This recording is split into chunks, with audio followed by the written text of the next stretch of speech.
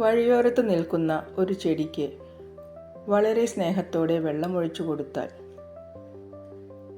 അത് വളർന്നു വലുതായി ഒരു മരമാകുമ്പോൾ അതിലേ വരുന്നവർക്കെല്ലാം തന്നെ അത് തണൽ നൽകുന്നു.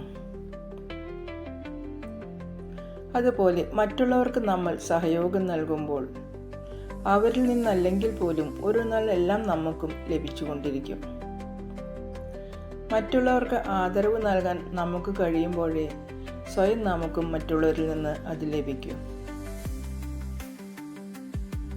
ചിന്തകളുള്ള മനസ്സിന് സ്വസ്ഥത ഉണ്ടാവില്ല.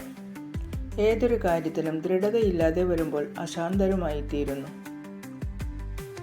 മനോഭാവത്തിനനുസരിച്ച് ചിന്തകളും അസ്ഥിരമായിരിക്കും.